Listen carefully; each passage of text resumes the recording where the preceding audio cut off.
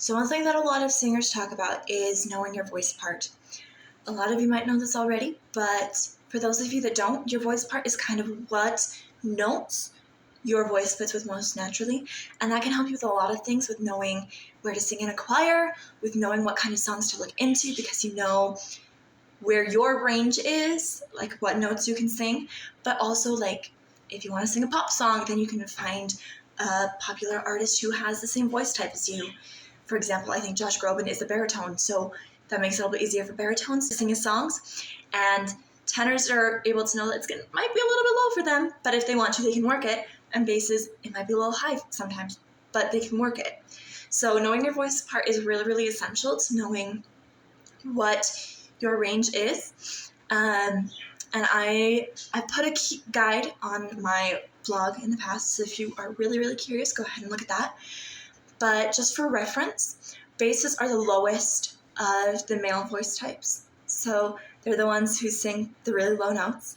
Then there's baritones, they're kind of in the middle. They can sing lower, but generally not quite as low as the basses. And they can sing a little bit higher than basses can, but not as high as tenors. Tenors are the highest of the male voice types. They generally have the melody when it comes to singing in a choir. And in a lot of musical theater things, the tenors are the love interest or hero. So that's the male voice types. You've got tenor is the highest, bass is the lowest, and baritones in between. With female voice types, they're also called treble voices sometimes, because we generally sing in the treble clef. Sopranos are the highest. We generally sing the really high floating notes. Typically in a choir, we've got the melody.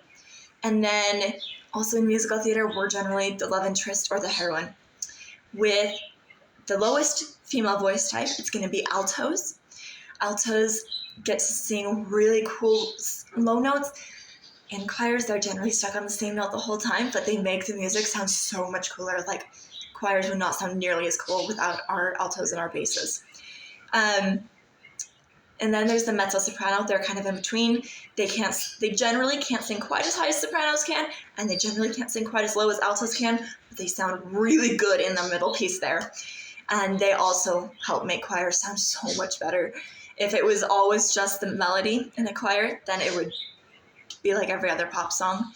But those help add those really cool harmonies. So if you are trying to figure out your voice type, there's lots of videos. There's lots of guides to it. I've got a basic guide on my website if you have a piano. If you don't, there's lots of apps and other videos, like I said, that can help you figure out your voice type. Or you can kind of estimate based on where you sing most naturally. If you sing high, you're probably a soprano or a tenor. If you sing really low, you're a bass or an alto. And if you sing in the middle there, then you're probably a baritone or a mezzo-soprano.